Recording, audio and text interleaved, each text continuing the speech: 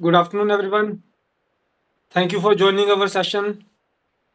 हम 5 मिनट और वेट करके अपने आज के सेशन को कंटिन्यू करेंगे।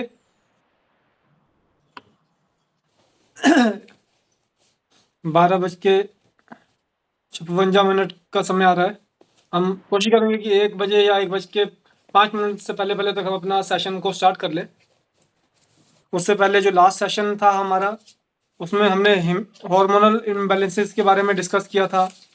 उसके साथ ओवेरियन सिस्ट और फैलोपियन ट्यूब ब्लॉकेजेस के रिगार्डिंग पर डिस्कस किया था।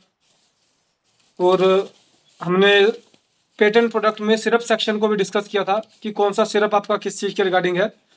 जो आज का हमारा सेशन है वो हार्मोनल डिसबैलेंस को ही आगे बढ़ाते हुए, हार्मोनल डिसबैलेंस का एक सबसे बड़ा जो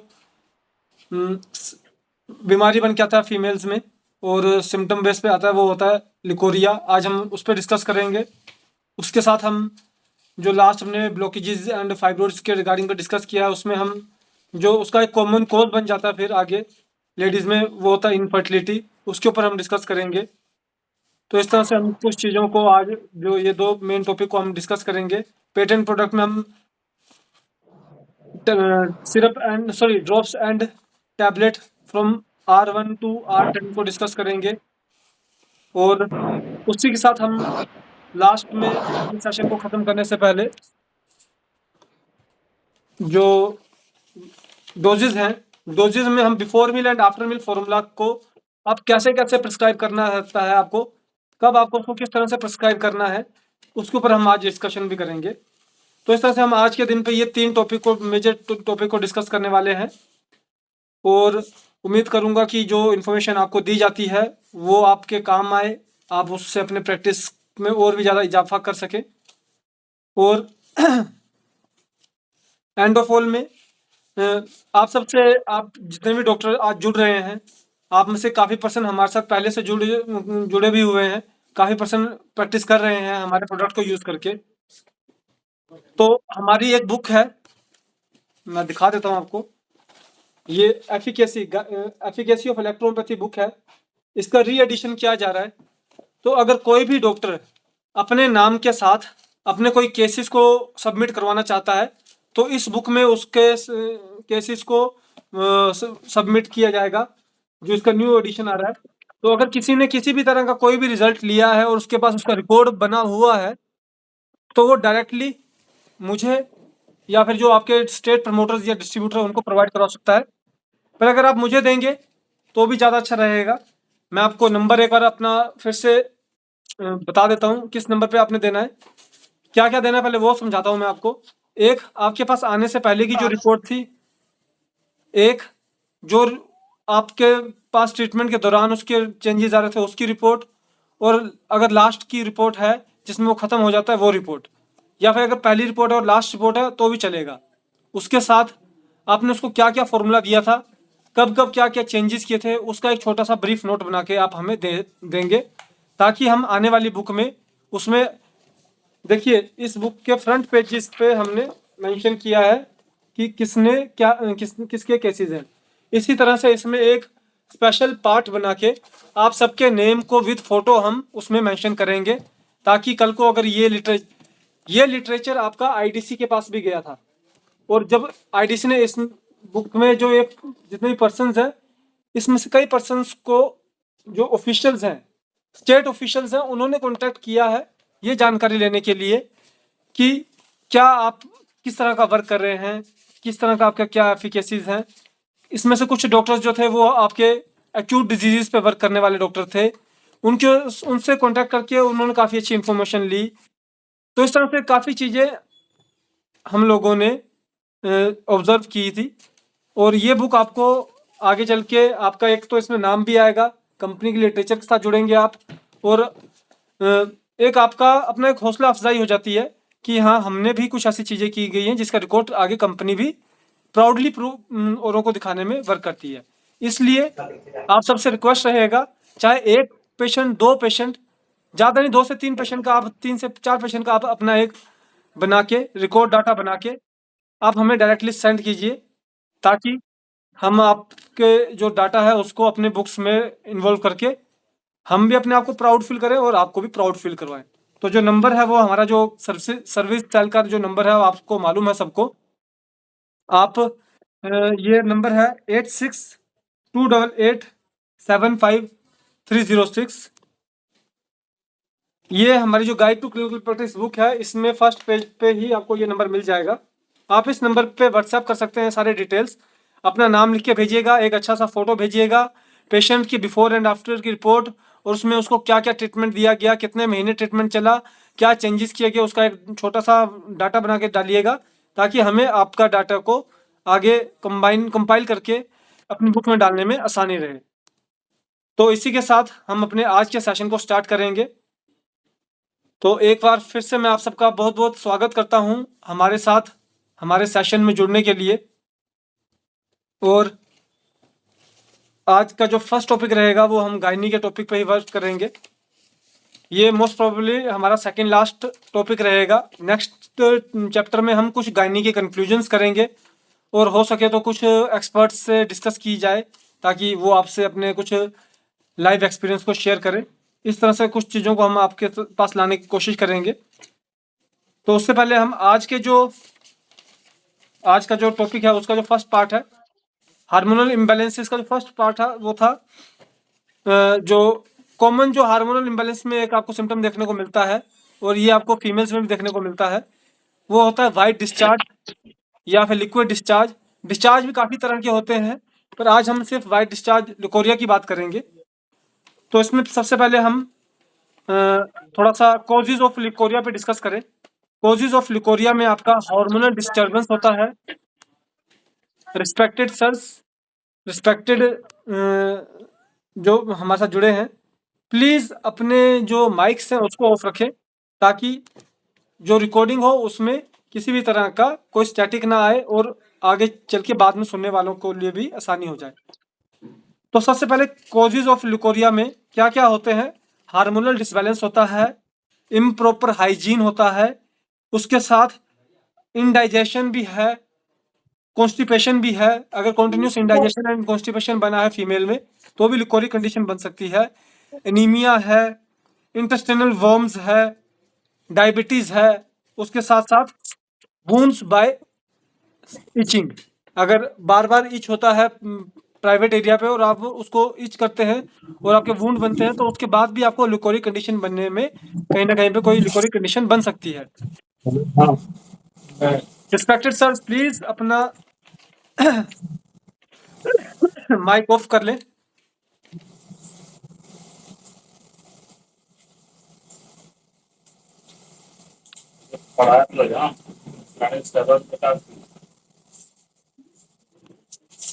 प्लीज अपना माइक ऑफ रखें, मुझे बार बार रिपीट करने की जरूरत ना पड़े। तो ये था लिकोरिया के कुछ कॉजेज थे। उसके साथ कुछ और जो आपके जर्नल कॉजेज होते हैं, जो आप उसको मेंटल नर्वस कॉजेज भी बोल सकते हैं, मेंटल कॉजेज भी बोल सकते हैं, और कुछ ऐसे कॉजेज जो हमारे डे रूटीन की एक्टिविटीज़ के दौरान बन जाते हैं, फीमेल्स में देखने को मिल सकते हैं। सबसे पहले है इनकम्प्लीट फूड, कि जो फीमेल्स हैं वो प्रॉपरली न्यूट्रिशन नहीं अपने आप को कर रही हैं, प्रॉपरली खाना नहीं खाते हैं। उसके बाद आपका आता है कि ज़्यादा वो स्ट्रेस में रहती हैं, या किसी तरह के तनाव में रहती हैं, या किसी तरह के डिप्रेसिंग कंडीशन में रहती हैं, तो भी आपको लिकोरिक कंडीशन बन सकती है। उसके साथ आपका अनहाइजेनिक इन्फेक्शन है, या फिर अगर आप कंटिन्यूसली लॉन्ग वॉक्स करते हैं, फिजिकल एक्टिविटी ज़्यादा करते हैं, जिसमें आपका लॉन्ग वॉक्स टाइप चीज़ें आ रही हैं, उसके साथ वेट लिफ्टिंग ज़्यादा कर रहे हैं, और उसके साथ आपका अगर आप का जो लाइफस्टाइल है उसमें आपकी नींद की स्लीप डिप्राइवेशन है, रात को कम सो रहे हैं, दिन को ज़्यादा सो जाते हैं, बार बार थक जाते हैं, या फिर आपके इस तरह की कुछ कंडीशन। और उसके अलावा अगर अल्कोहल यूज़ कर रही है कोई फीमेल, तो भी आपको लिकोरिक कंडीशन देखने को मिलती है। और आज के समय पे एक सबसे बड़ा जो कॉन्ट्रासेप्टिव का एक रोल हो रहता है, तो ड्यू टू ये भी आपको 50 to 60% आफ्टर मैरिड पेशेंट्स में देखने को मिलेगा कि वो ज़्यादा अगर कॉन्ट्रासेप्टिव का यूज़ करते हैं, तो उसकी वजह से आपका जो लिकोरी कंडीशन है उसके बनने के अंदर संभावना होती है। तो ये थे हमारे कॉजेज ऑफ लिकोरिया। कुछ मैं सिम्टम्स शेयर करूंगा। कॉजेज तो बता देगी किस किस कारण से आपको लिकोरिया हो सकता है, तो लिकोरिया के क्या सिम्टम होंगे। मुझे मैं फिर से एक बार लास्ट माफी चाहूंगा, फिर से रिपीट करूंगा कि प्लीज अपने माइक को ऑफ कर ले। अभी भी आपकी स्टैटिक की आवाज आ रही है बार बार। प्लीज अपने माइक को ऑफ कर ले, अगर आप मुझे सुन पा रहे हैं तो अपने माइक को ऑफ कर ले। तो हम बात करेंगे सिम्टम्स ऑफ लिकोरिया की। सिम्टम ऑफ लिकोरिया में आपका ब्रेथलेसनेस, सांस बार बार आपका ऊपर नीचे हो जाता है, ज्यादा आपको सांस की कमी या सांस ज्यादा आने शुरू हो जाता है। उसके साथ आपका हेडेक एंड डिजीनेस, सर दर्द महसूस रहता है आपको बार बार, या चक्कर आते हैं आपको बार बार। उसके साथ आपका इनडाइजेशन, इनडाइजेशन भी आपका एक मेजर रोल करता है लिकोरिया के अंदर। उसके साथ आपका पेन इन मेंस्ट्रुएशन, अगर आपको रेगुलर पेनफुल मेंस्ट्रुएशन होती है तो भी आपको लिकोरिक कंडीशन बन सकती है। और जनरल वीकनेस जो है वो भी आपको लिकोरिक कंडीशन की तरफ को लेके जा सकती है।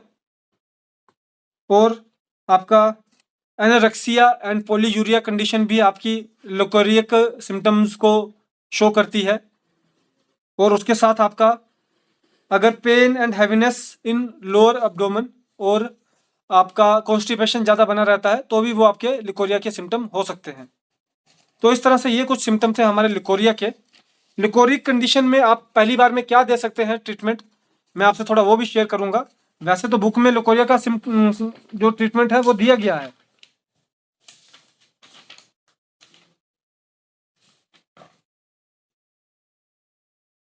फॉर्मूला नंबर 17, पेज नंबर 183 पे फॉर्मूला नंबर 17 लिखा गया है।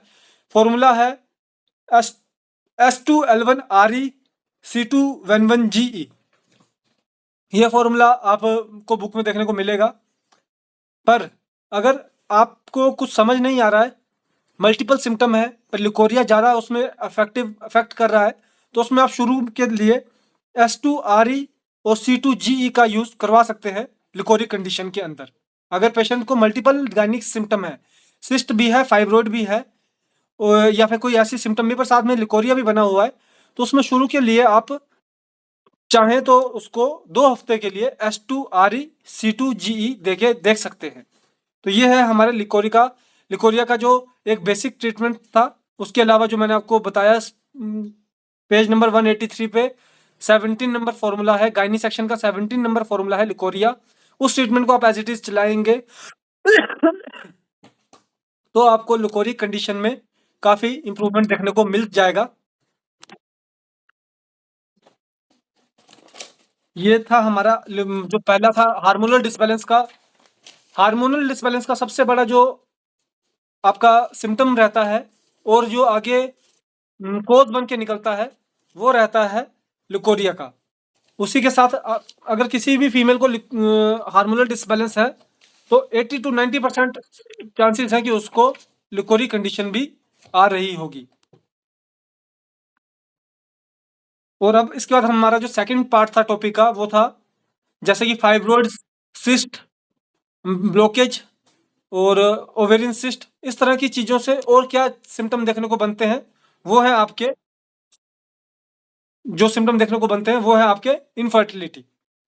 इनफर्टिलिटी में सबसे पहले जो कॉमन कुछ इसमें फैक्टर्स जो है जो आपके इनफर्टिलिटी को कॉज करते हैं वो है हमारा पीसीओएस कंडीशन। अगर प्रोलॉन्ग पीसीओएस कंडीशन बनी हुई है तो इनफर्टिलिटी कंडीशन बन जाती है।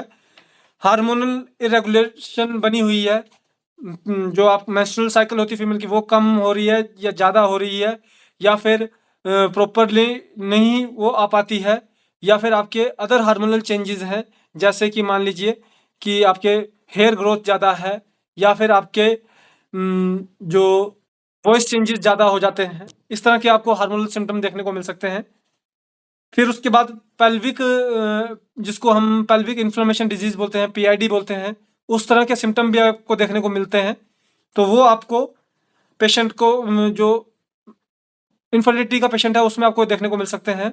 उसके अलावा एंडोमेट्रोसिस और एंडोमेट्राइसिस की कंडीशन भी आपको, जिसको हम फाइब्रॉइड से जोड़ते हैं, उस कंडीशन में भी आपको इन फीमेल इनफर्टिलिटी के बारे में देखने को मिल सकता है। उसके अलावा ब्लॉकेज ऑफ फ्लोपिन ट्यूब और अदर ट्यूबल एबनॉर्मलिटीज, जो आपकी फ्लोपिन ट्यूब की कोई और एबनॉर्मलिटी बन रही हो, तो उसमें भी आपका जो इनफर्टिलिटी है उसको आप जो फीमेल है उसमें इनफर्टिलिटी का कॉज हो सकता है। और लास्ट जो है वो है ओव्यूलेटरी डिसऑर्डर, जो आप जैसे मालूम है कि ओव्यूलेशन का जो टाइम होता है, अगर उसका डिसऑर्डर बन रहा है फीमेल में, तो वो भी आपका इनफर्टिलिटी की तरफ को एक कॉज कर सकता है। हमें इस चीज को हमेशा ध्यान रखना है, जब भी हमारे पास कोई पेशेंट इनफर्टिलिटी का आता है तो हमें उसे पहले उसके अदर चीजों को भी देखना है। जैसे इसमें आपका फाइब्रोइड का जिक्र कर दिया गया है, पीसीओडी का जिक्र कर दिया गया है, पीसीओएस का जिक्र कर दिया गया है, और उसके अलावा साथ में आपके सिस्ट का जिक्र कर दिया गया है।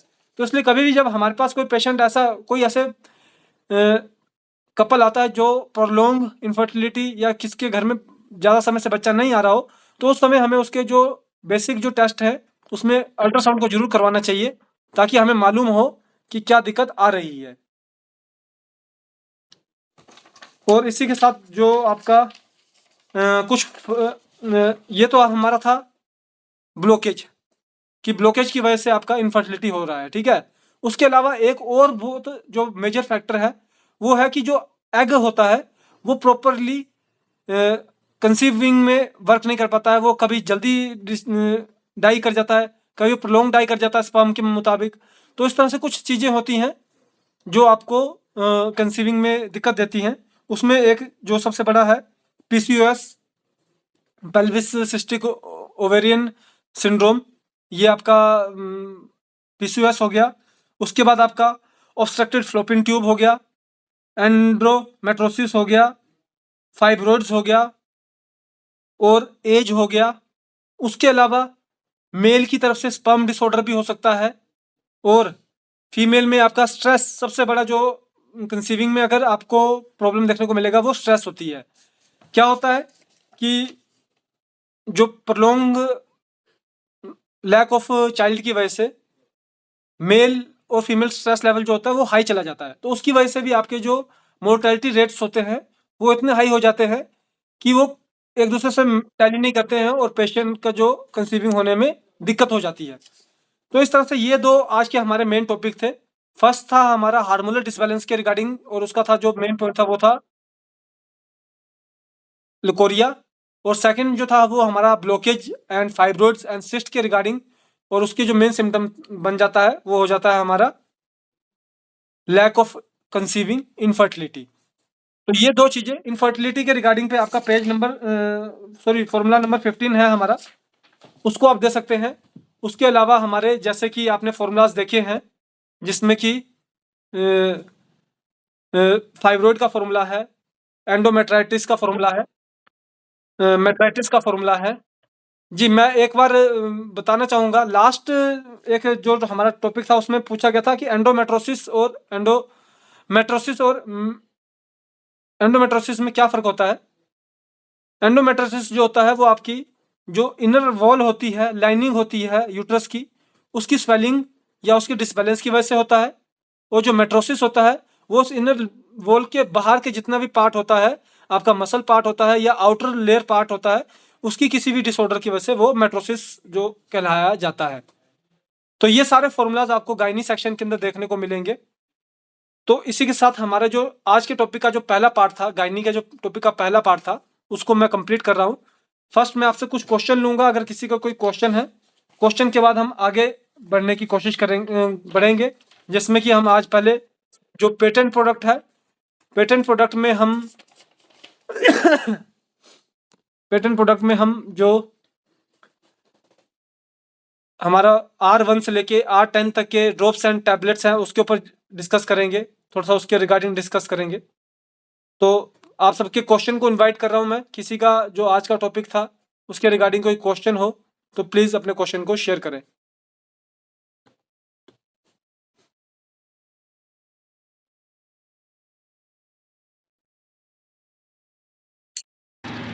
एंडोमेट्राइटिस के लिए सर कोई फार्मूला बताइए। सर बुक में लिखा गया है। सब बुक में लिखा गया है। जो फॉर्मूला है वो आपका H2 जो एंडोमेट्रिक। प्लीज अपना एक बार माइक ऑफ कर दें। बुक में फॉर्मूला नंबर 10 H2BeC2Ge ये आपका एंडोमेट्राइटिस के लिए दिया गया है।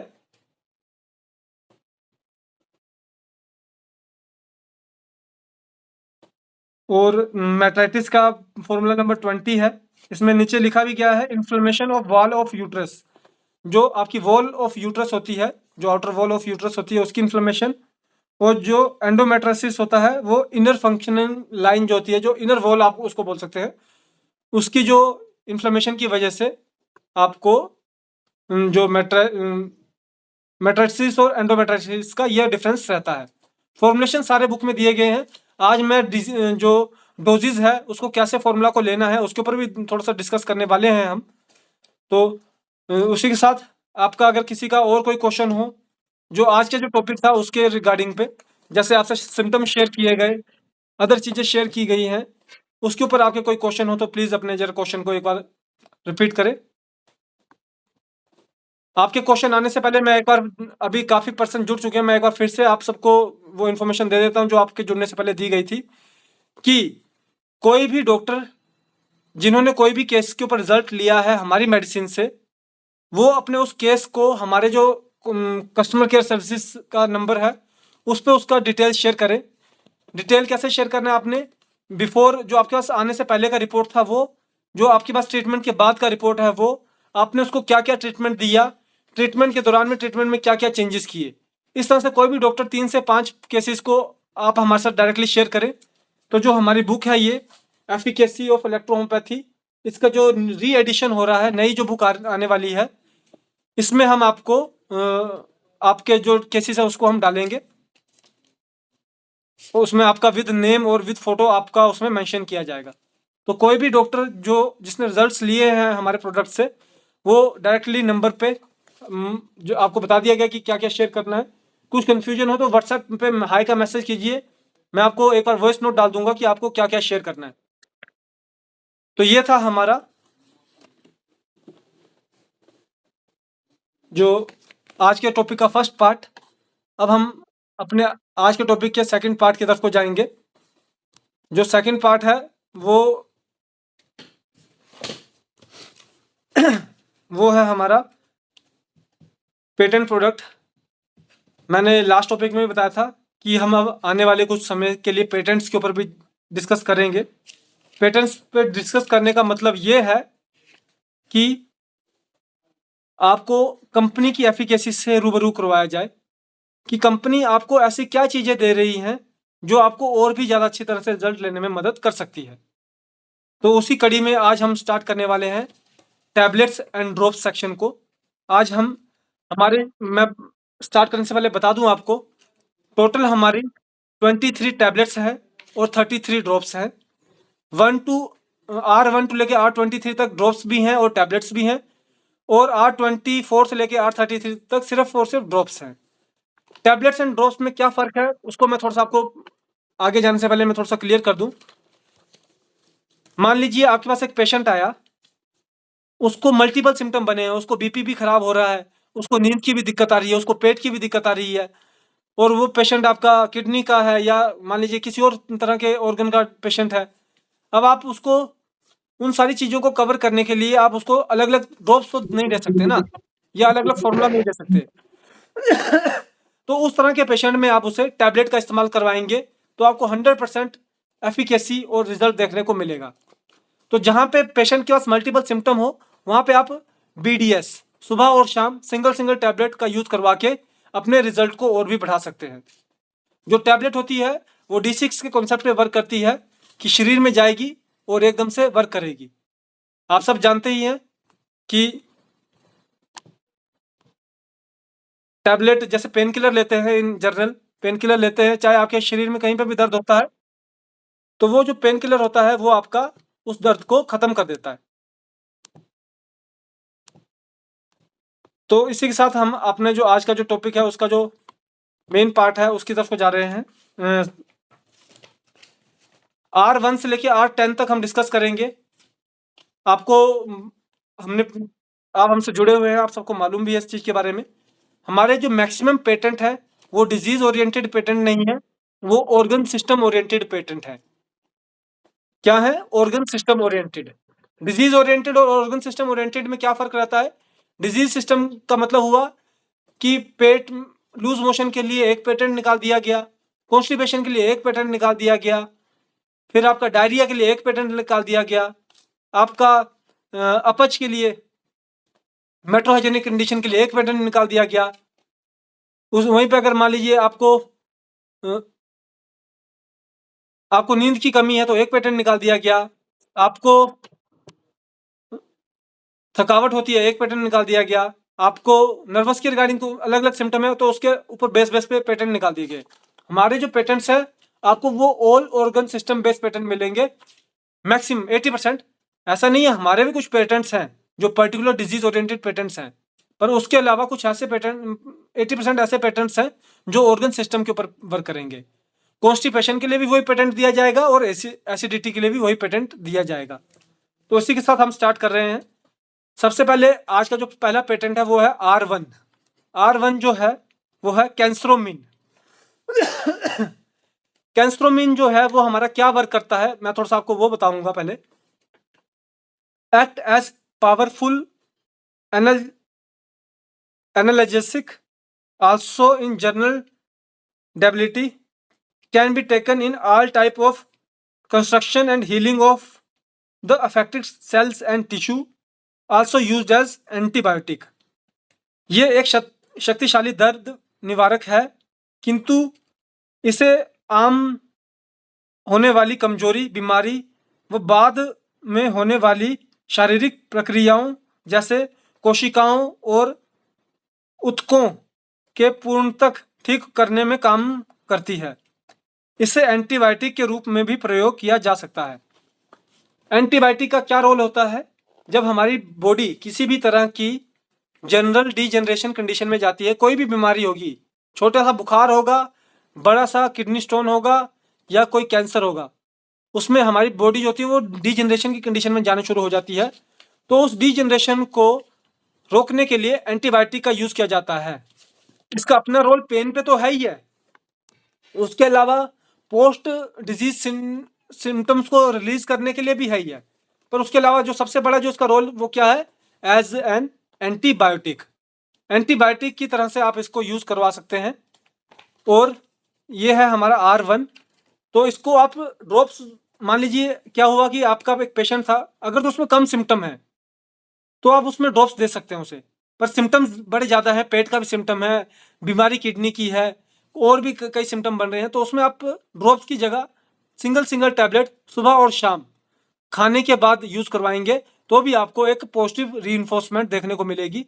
हो सकता है ड्रॉप आपका 3 दिन, 5 दिन, 10 दिन के अंदर एक अच्छा रिकवरी कर दे, पर वहीं पे जो टैबलेट है वो आपका विद इन 1 वीक से लेके 3 वीक्स के अंदर में वो शुरू के पहले दिन से ही रिकवरी करना शुरू कर देगा, ड्रॉप भी और टैबलेट भी। पर जो स्पीड ऑफ रिकवरी है उसमें थोड़ा सा डिफरेंस रह सकता है। पर टैबलेट आपको इसलिए देनी है क्योंकि वहाँ पे आप मल्टीपल चीज़ का यूज़ कर सकते हैं। अभी आगे चलते हुए अभी आपको पता चलेगा कि कैसे मल्टीपल टैबलेट का एक साथ यूज़ कर रहे हैं और आपको एक अच्छा इफेक्टिवनेस देखने को मिल रहा है। अब इसके बाद हमारा जो product number R2, R3, R4। R2 है रेस्प्रोक्स, R3 है रेस्ट्रीब्रो और R4 है कफरस। ये हमारे रेस्पिरेटरी ट्रैक्स के रिगार्डिंग पे सिम्टम्स को, रेस्पिरेटरी ट्रैक्स के सिम्टम्स को वर्क करने के ऊपर पेटेंट वर्क करते हैं ये। अब इसमें पहले मैं आपको इसका जो बेसिक कॉन्स्टिट्यूशनल, ये आपको हमारे जो कैटलॉग है उसमें मिलेगा, उसके साथ इसके कुछ यूनिक प्रॉपर्टीज हैं जो मैं आपको आज लेक्चर में डिक्टेट करूंगा। तो जो इसके कॉन्स्टिट्यूशनल प्रॉपर्टीज हैं उसको मैं डिस्क्राइब कर रहा हूँ। इट कैन R2 रेस्प्रोक्स, it can be used in all type of general disease of RTI, respiratory tract infection के किसी भी तरह के जर्नल डिजीज में आप इसको यूज करवा सकते हैं। As sore throat, bronchitis, bronchiolitis, dry cough, suppressive cough, very useful for children. ये फेफड़ों व गले के संक्रमण की मुख्य दवा है, जैसे गला बैठना, फेफड़ों की सूजन, सूंखी खांसी, मवाद वाली खांसी, यह बच्चों के विशेष दवा है। और उसके अलावा ये इंफॉर्मेशन आपको बुक में मिल गई। उसके अलावा जो इसकी यूनिक प्रॉपर्टी वो ये है, ये आपकी जो अपर रेस्पिरेटरी ट्रैक होता है, इसमें आपका थ्रोट आ गया और आपका रेस्पिरेटरी कैनाल आ गई। उसमें इन दो चीज़ों के ऊपर ही आपका बहुत ज़्यादा वर्क करता है। उसके साथ ये आपकी लंग्स प्यूरिफिकेशन के ऊपर भी बहुत अच्छा वर्क करता है। तो अगर कोई पेशेंट है जिसमें आपको अपर थ्रोट के सिम्टम देखने को मिल रहे हैं और उसके साथ लंग्स के सिम्टम देखने को मिल रहे हैं, तो उसमें आप उसको कौन सा पेटेंट दे सकते हैं? R2। किस चीज के लिए? अपर रेस्पिरेटरी ट्रैक और आपकी रेस्पिरेटरी ट्रैक पाइप होगी और साथ में लंग्स के बेस के आपको सिम्टम देखने को मिल रहे हैं, तो उसमें आप R2 का यूज करवा सकते हैं। टैबलेट और ड्रॉप्स मैंने आपको बता दिया टैबलेट और ड्रॉप को क्यों देना होता है। एक बार जब इस आज के टॉपिक को इसको एंड करूंगा तो दोबारा से आपको वो इन्फॉर्मेशन शेयर की जाएगी। उसके बाद है हमारा R3 रेस्ट ट्यूबरो। ये आपका बेसिकली ट्यूबरक्लोसिस टाइप की डिजीज पे वर्क कर रहा है, पर उसके साथ can be use in tuberculosis और lungs, bronchitis, suppurative cough, any type of chronic infection. ये फेफड़ों का एक क्षय मीन्स टीबी, फेफड़ों की पुरानी सूजन, पुरानी बलगम की खांसी, फेफड़ों के पुराने रोग आदि के ऊपर वर्क करता है। जो रेस्ट्यूब्रो है वो बेसिकली आपका लंग्स के ऊपर वर्क कर रहा है। हाँ, जब आपका लंग्स आपका सांस तो करती ही है, पर उसके साथ एक और चीज पे वर्क करती है, वो क्या? Blood purification. अगर आपका कोई ब्लड सेंगुइन टेम्परामेंट का पर्सन है तो उसमें आप R3 का यूज करवा के एक अच्छा रिजल्ट ले सकते हैं। किसी भी डिजीज में अगर उसको कोई भी डिजीज है तो उसमें आप उसको as a constitutional patent product में आप उसको R3 का यूज करवा के एक अच्छा रिजल्ट गेन कर सकते हैं।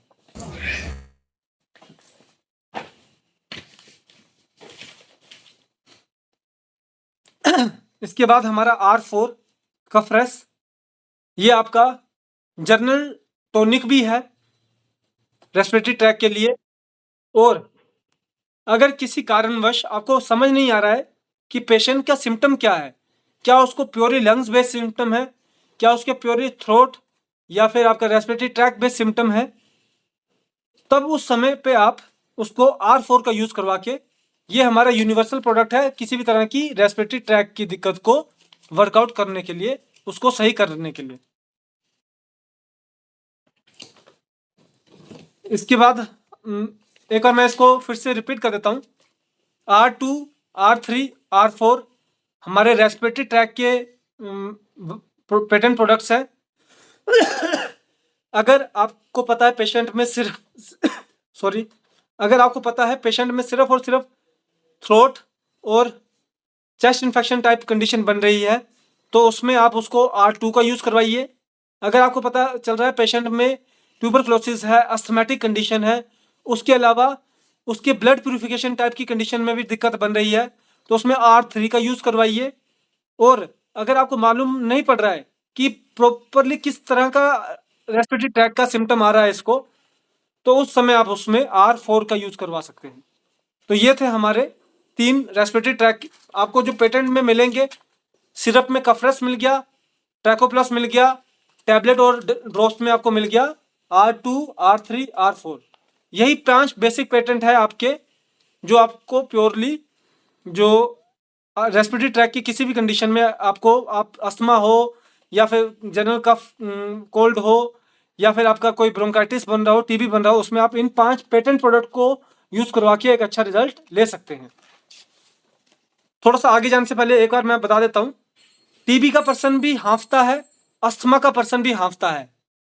टीबी का पर्सन हाँफने का कारण आपका जो वाल्व्स होते हैं, जो आपके लंग्स और ट्रैकिक वॉल्व होते हैं, उसका छोटा बड़ा स्वेलिंग होना वो ज़्यादा होता है। अस्थमा का जो होता है वो आपका जो ट्रैकिक ट्रैकिया होती है उसका स्वेलिंग होना ज़्यादा होता है। तो इस तरह की कुछ चीज़ों को ऑब्जर्व करने के बाद आप पेशेंट को और भी अच्छी तरह से वर्क कर सकते हैं। ये इन्फॉर्मेशन जब आप हमारे साथ डायरेक्टली शेयर करेंगे पेशेंट को, अगर चेक करने के दौरान में 5 पेशेंट को आप चेक करते हैं एक तरह की डिजीज़ में, तो आपको पूरा क्लियर हो जाता है कि किस पेशेंट में आपको किस तरह की चीज़ को यूज़ करना है। तो इसके साथ हम अपने नेक्स्ट जो पेटेंट प्रोडक्ट है उसके ऊपर जा रहे हैं। पहले मैं R5 का रोल दे देता हूँ। हमारे कुछ ऐसे पेटेंट प्रोडक्ट हैं जो आपके यूनिवर्सल प्रोडक्ट हैं, जैसे कि R1, R4, अभी तक जो मैंने आपको बताया वो हमारे यूनिवर्सल प्रोडक्ट हैं। R1 आपको हर पेशेंट को देना चाहिए, टैबलेट दीजिए, चाहे वो खांसी जुकाम का हो, चाहे बड़ी से बड़ी बीमारी का हो, वो आपको पॉजिटिव रीइंफोर्समेंट ही करेगा। किसी भी तरह के सांस की दिक्कत आ रही है, आप उसको R4 दीजिए ही दीजिए। कोई भी आपको रेस्पिरेटरी ट्रैक के रिगार्डिंग दिक्कत है, चाहे लंग्स की है, चाहे गले की है, चाहे कहाँ की भी है, R4 का यूज करवाइए। वहीं पे R5 आपका पेट के रिगार्डिंग तो वर्क करता ही है, पर उसके अलावा उसका एक सबसे बड़ा रोल है, वो है वो as an anti allergen. Body में किसी भी तरह की एलर्जी कंडीशन बनती है, चाहे रेनल एलर्जी बन रही है, चाहे ओटाइटिस एलर्जी बन रही है, चाहे आई बेस एलर्जी बन रही है, चाहे ईएनटी एलर्जी बन रही है, चाहे स्किन एलर्जी बन रही है, किसी भी तरह की एलर्जी के ऊपर अगर आपको एक अच्छा रिस्पॉन्स लेना है तो आप उस समय उसमें R5 का अगर यूज करवाएंगे तो 100% आपको पेशेंट के अंदर अच्छे फीडबैक और अच्छे प्रोग्रेस देखने को मिलेगी। उसके अलावा R5 जो है वो आपका होल जीआईटी सिस्टम के ऊपर वर्क करता है पर उसके साथ साथ किसी भी बॉडी बेस एलर्जी के ऊपर आप R5 को देंगे तो आपको एक पॉजिटिव फीडबैक देखने को मिलेगा ही मिलेगा। तो ये था हमारा R5 का रोल। अब प्योरली जीआईटी के ऊपर जाते हैं हम, जो कि है R6, R7, R8। R6 आपका क्या करता है, इसको मैं थोड़ा सा पहले एक्सप्लेन कर देता हूं। It controls all kind of diarrhoea. ये आपका डायरी कंडीशन को कंट्रोल कर रहा है, और डायरी कंडीशन को कंट्रोल करने का मतलब ये आपका स्मॉल इंटेस्टाइन, लार्ज इंटेस्टाइन और स्टमक के ऊपर ज्यादा वर्क करने के लिए एक अच्छा प्रोडक्ट है। आपको मालूम पड़ रहा है पेशेंट के अंदर गैस्ट्रिक है, तो आप उसमें उसको R6 है उसका इस्तेमाल करवा सकते हैं। R5 का नाम था डाइजेस्टोजन, R6 का नाम है डायरन, R7 का नाम है गैस्ट्रोनोलजिया और R8 का नाम है डाइजेस्टोजन। ये हमारे जीआईटी के प्रोडक्ट्स हैं। R6 का जो डायरी कंडीशन के सबसे बड़ा जो रोल है वो डायरी कंडीशन को कंट्रोल करने का है, पर उसके साथ जो ये मेन वर्क करता है वो करता है आपका इंटेस्टाइनल बेस के ऊपर। किसी को आईबीएस की कंडीशन है तो उसमें आप R6 को देके देखिए, आपको अच्छा फीडबैक देखने को मिलेगा इंटेस्टाइनल बेस के ऊपर। उसके साथ आपका स्टमक बेस के ऊपर अगर कोई भी डिजीज बन रही है तो उसमें आप R6 का यूज करवा सकते हैं। R7 this is use in any kind of stomach ache colic displacement of umbilical, any type of acute and chronic stomach ache due to ulcers, whether peptic and gastric ulcer। किसी भी तरह के पेट दर्द, नाभि का खिसकना, अल्सर, पेट का या आंत का कोई भी अल्सर, या किसी भी तरह की कोई भी आपकी पेट की दिक्कत बन रही है, उसमें आप R7 का यूज करवा सकते हैं। अब आप इसमें समझ रहे होंगे R7 जो है आपका किस चीज का वर्क कर रहा है, वो आपका लिवर बेस वर्क कर रहा है। इंटेस्टाइनल तो उसकी प्रॉपर्टी उतनी नहीं है पर उतनी नहीं है जितनी उसकी स्टमक और लिवर बेस प्रॉपर्टी है। तो जब कोई पेशेंट आपके पास आता है और आपको लगता है कि ये लिवर बेस प्रॉब्लम है, मान लीजिए आपके पास हेप्टोमेगली का पेशेंट आता है, तो वहां पे आप उसको R7 का यूज करवा सकते हैं, जिससे आपको एक अच्छा प्रॉपर रिजल्ट देखने को मिल सकता है। Sorry, just wait for a moment. जैसा कि आप सब देख भी पा रहे हैं, सुन भी पा रहे होंगे, थोड़ा सा आवाज़ में भी फ़र्क आ रहा है, क्योंकि मुझे भी आज से अराउंड 20-21 दिन हो चुके हैं। तो उस समय मुझे भी कफ कोल्ड हो गया काफ़ी ज़्यादा, क्योंकि एकदम से थोड़ा सा मौसम में चेंजेस आए। हम भी थोड़ा बाहर भी गए थे तो उसकी वजह से भी चेंजेस आए, तो सर्द गर्म हो गया था। तो मैं आपको बताऊंगा मैंने क्या क्या लिया इस दौरान में। मुझे पहली बार जब फीवर आया तो वही A3 F1/E और A3 के बाद कुछ दिन, मान लीजिए 1 से 2 दिन के बाद A2F1/E। गले को ठीक करने के लिए P3C13BE और जो C17WE, इन 3 चीज़ों का मैं कंटिन्यूस यूज़ कर रहा था।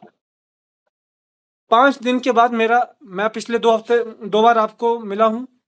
उस समय मेरा सिम्पटम मेरे 5 दिन के अंदर, बुखार तो उसी दिन उतर गया था, जो जुकाम है वो भी उसी दिन उतर गया था, पर अभी किसी कारणवश थोड़ा-सा ये चीज़ का, गले का थोड़ा-सा दिक्कत रहता है।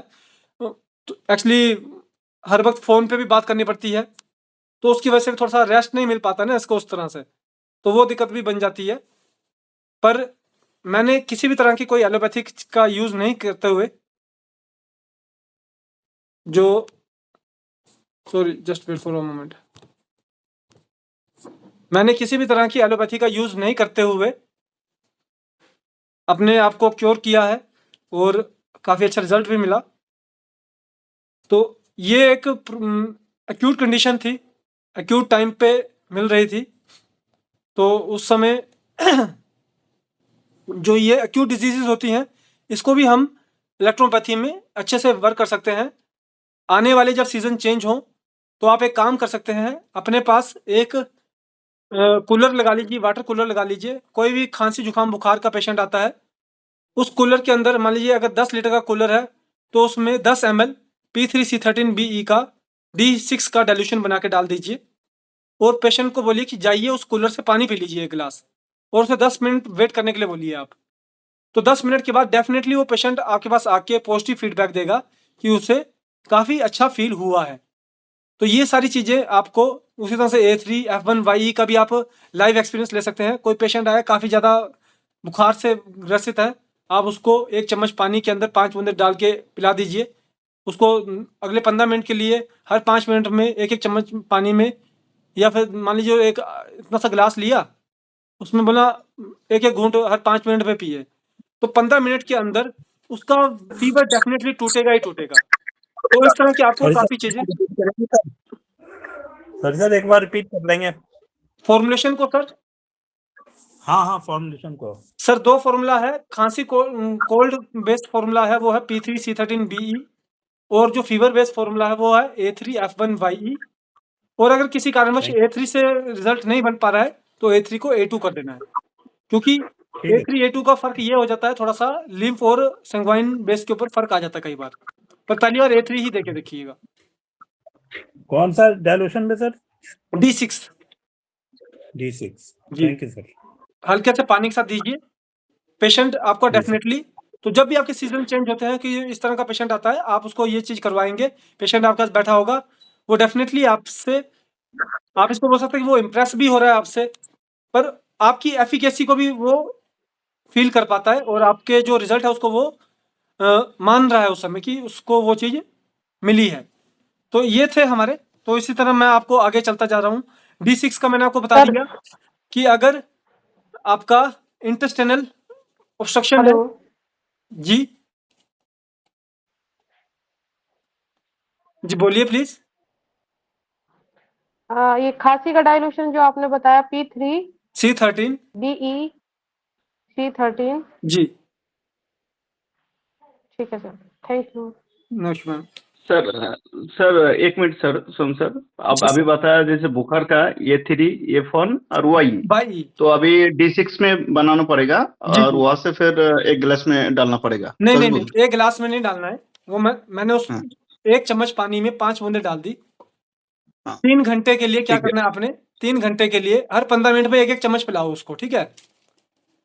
जी जी। वैसे तो और पहले सर 2 मैं जी जी जी। जी बता रहा हूँ सर, अगर डायरेक्ट D3 से अगर डाला जाए 1-1 चम्मच, मतलब बूंद बूंद 5-5 बूंद, तो उसमें काम नहीं करेगा उतना नहीं, ना? नहीं, ऐसे देखिए, ऐसी कोई बात नहीं है, पर आखिर में डाइल्यूशन का एक रोल होता है ना? अगर आप जी वही जी जी। फॉर्मूला D4 में बना के देंगे ना, अब आपने क्या किया, हाँ आपने डायरेक्टली 1-1 बूंद डाल दी, चाहे मान लीजिए आपने 10 लीटर पानी में 1-1 बूंद डाल दी, तो वो भी कोई डाइल्यूशन ही बना ना। जी जी।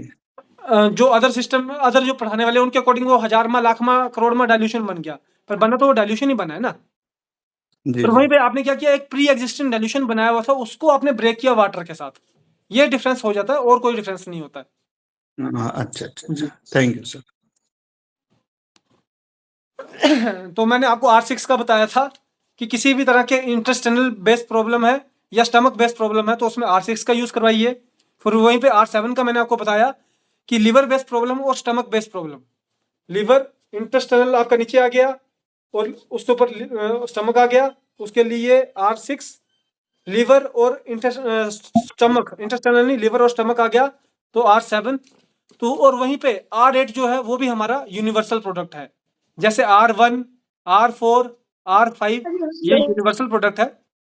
R8 भी हमारा यूनिवर्सल प्रोडक्ट है।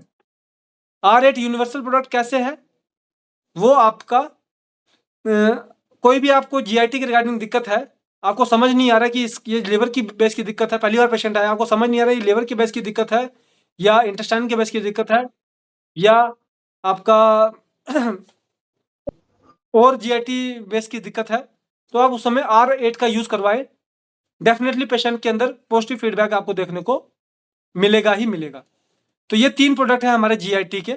उसके साथ लिवोएसआर, एनजीप्लेक्स और एपिजाइम। कितने प्रोडक्ट हो गए हमारे? 3 सिरप हो गए, 3 ड्रॉप्स और टैबलेट हो गए। ये प्रोडक्ट आपको आप पेटेंट प्रोडक्ट को आप फॉर्मूलाज के साथ यूज करवाएंगे। हम कब यूज करवा रहे हैं पेटेंट को, किस चीज के लिए यूज करवा रहे हैं? मेन डिजीज के अलावा जो सिम्टम्स हैं उसके लिए हम इस पेटेंट को यूज करवाने के लिए आपको सजेस्ट कर रहे हैं। शुरुआत के लिए तो आपको बताया है 3 महीने के लिए सिर्फ ओरिजिनल को यूज कीजिए, 3 महीने के बाद आपका हमारे पे विश्वास बने तो आप और भी चीजों को इस्तेमाल करेंगे। तो पेटेंट का सिर्फ आपको रोल बताया जा रहा है, इसलिए इसको प्लीज अदरवाइज ना लें।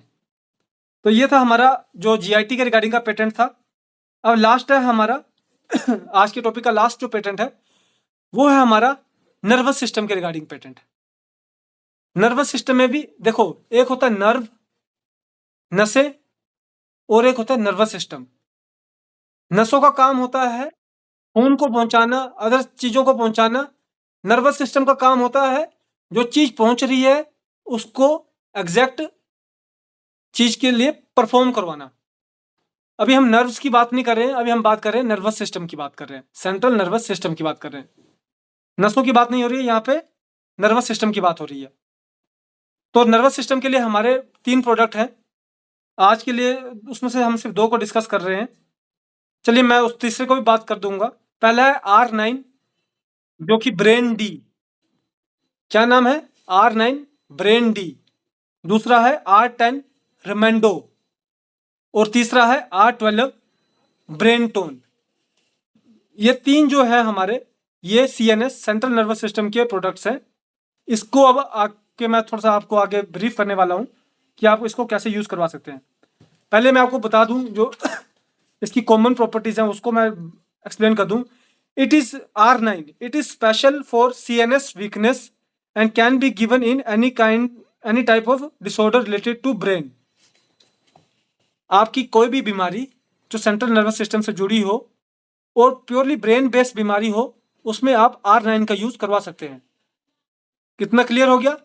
इसमें आपका मान लीजिए कि डिप्रेशन है या फिर आपका एंजाइटी है या फिर आपका डिलीरियम है, इस तरह की आप डिप्रेशन है, एंजाइटी है, या आप सही से हैंड आई कोऑर्डिनेशन नहीं हो पा रहा है, फिजिकल मूवमेंट में आपको दिक्कत आ रही है, ज़्यादा जल्दी थकावट बन जाती है, थोड़ा सा काम करते ज़्यादा जल्दी थक जाते हैं, बार बार नींद आती है, इस तरह की कंडीशन में आप R9 का यूज करवा सकते हैं। हेलो जी सर, नर्वस सिस्टम बारे दोबारा ट्यूशन बताना। सर, R9 की बात की जा रही है, यहाँ पे पेटेंट की बात की जा हाँ रही जी, और हाँ R9 और है। देखिए अभी उसी को एक्सप्लेन किया जा रहा है। R9, R10 और R12 ये तीनों हमारे R12। नर्वस सिस्टम बेस के जो पेटेंट प्रोडक्ट है। ठीक है सर।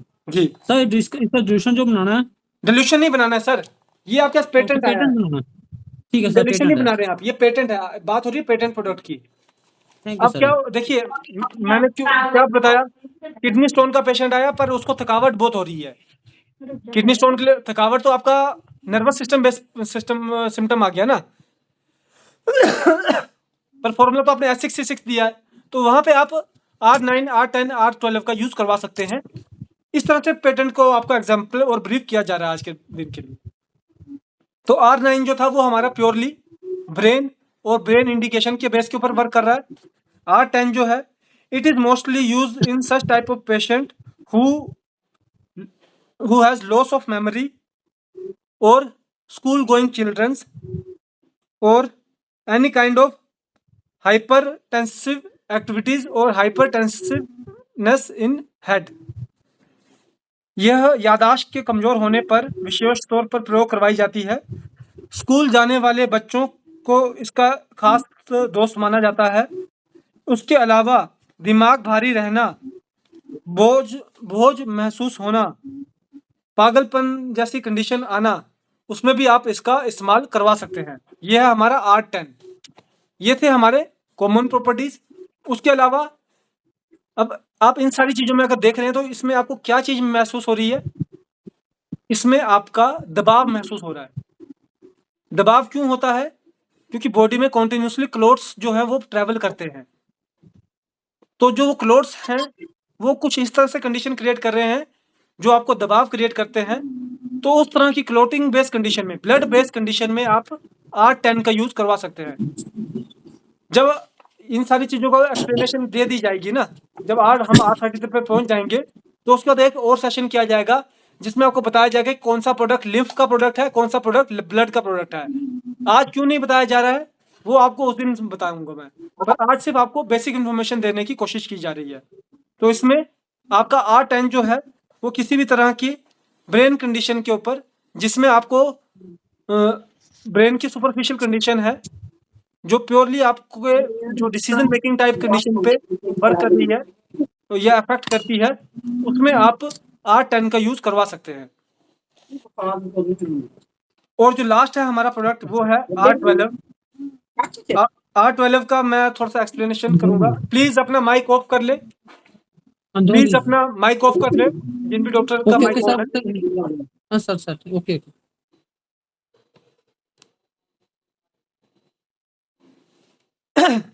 तो R12 when the weakness occur in construction material of brain after any type of acute and chronic disease in CNS or indirectly as it acts as brain's tonic for general debility of brain। ये दिमाग की बनावट, रचना, संरचना आदि में कोई भी विकार पैदा होता है अगर, तो उसके लिए इसका इस्तेमाल किया जाता है। उसके अलावा ये जनरल टॉनिक है। हमारे हर पेटेंट प्रोडक्ट में आपको कुछ स्पेसिफिक प्रोडक्ट मिलेंगे ऑर्गन के बेस पे और कुछ आपको यूनिवर्सल प्रोडक्ट मिलेंगे। जैसे मैंने आपको बताया R1 universal, R4 universal, R5 universal, R8 universal. R1 आपका एंटीबायोटिक बेस्ड यूनिवर्सल, R4 आपका रेस्पिरेटरी ट्रैक यूनिवर्सल, R5 आपका एंटी एलर्जन यूनिवर्सल, R8 आपका GIT यूनिवर्सल। तो उसी तरह से CNS का जो यूनिवर्सल प्रोडक्ट है वो है हमारा R12। अगर आपको समझ नहीं आ रहा है, मालूम पड़ रहा है कि इसके सिम्टम है, थकावट भी महसूस होती है, डरा हुआ भी महसूस रहता है, दिमागी के डिप्रेशन टाइप के सिम्टम है, मिक्स सिम्टम है, तो उसमें आपको कुछ नहीं करना है, R12 का यूज करवाना है। पेशेंट आपका डेफिनेटली अच्छा फील करेगा। तो ये था हमारा आज के जो प्रोडक्ट थे, इसको मैंने आपको एक्सप्लेन करने की कोशिश की। इस टॉपिक को कंप्लीट करने से पहले जी आपका मैं क्वेश्चन लूंगा, पर मुझे एक बार कंप्लीट करने दीजिए इसको। इस टॉपिक को कंप्लीट करने से पहले मैं आपको बता दूं कि जो इसमें आपको ड्रॉप्स का बात की गई और सिरप की बात की गई। अगर मान लीजिए आप CNS के पेशेंट को चेक कर रहे हैं तो आप उसमें ड्रॉप्स का यूज करवाएं ज़्यादातर, या मान लीजिए आप GIT का यूज करें तो आप GIT के ड्रॉप्स का यूज करवाएं ज़्यादातर। पर अगर मान लीजिए बीमारी आपकी CNS की है और सिम्टम आपके GIT के भी आ रहे हैं तो वहाँ पे ड्रॉप्स से पहले आप टैबलेट का यूज करवाएं, तो आपको एक अच्छा रिस्पॉन्स देखने को मिलेगा। तो ये था मेरे जो इस टॉपिक का जो लास्ट पार्ट था वो मैंने आपसे शेयर किया है। कृपया करके जो क्वेश्चन पूछ रहे थे अपने क्वेश्चन को पूछ लें।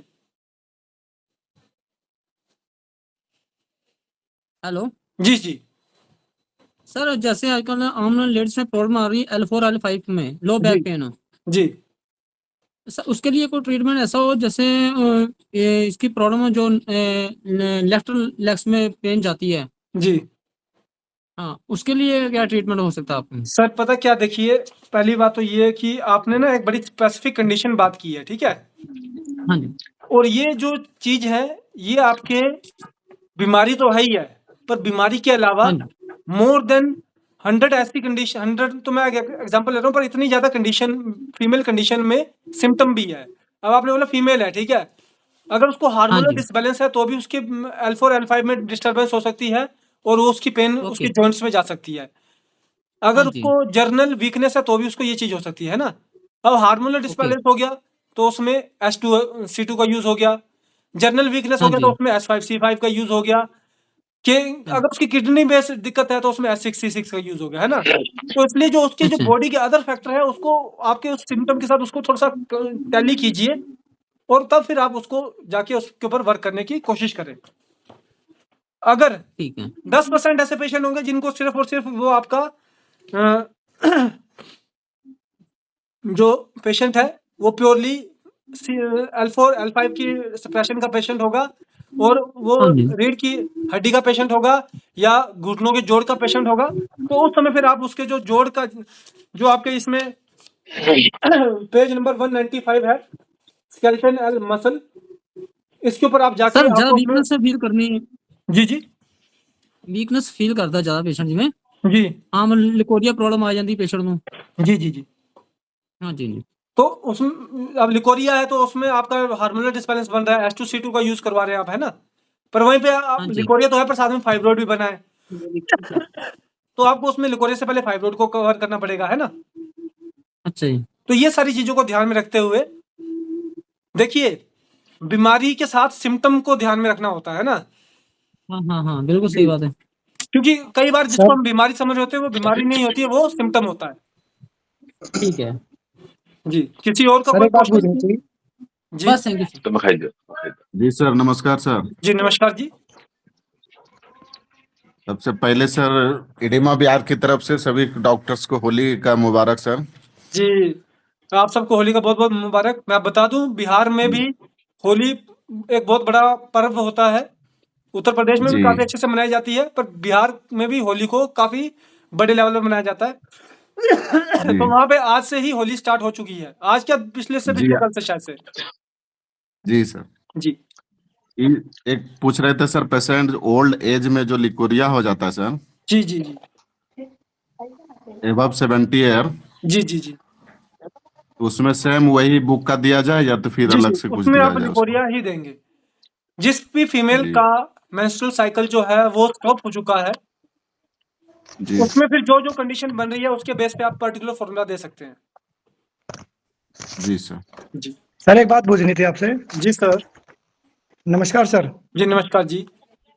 सर मैंने एक बात पूछनी थी, जो इसको पुराना नज़ला होता है, बार-बार कुछ भी खट्टी चीज़ खा लेता है या कुछ ठंडी चीज़ खा लेता है, जब ये नज़ला पड़ जाता है और बहुत बुरी तरीके से ये चीज़, ये जकड़न हो जाती है गले में बहुत ही ज़्यादा।